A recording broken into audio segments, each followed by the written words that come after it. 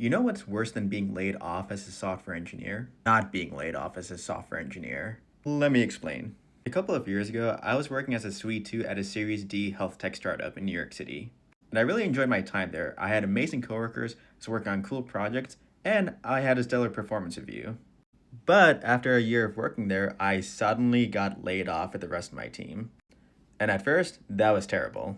It felt frustrating that I had to do the entire job search over again. And hey, while that was annoying, it wasn't as bad as being one of the software engineers at that company who weren't let go.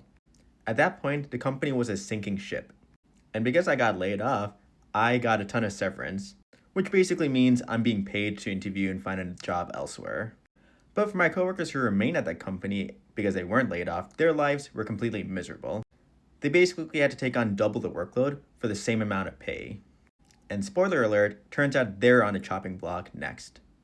And so while being laid off ultimately does suck, it still is a very good option for whenever you're working at a dying company.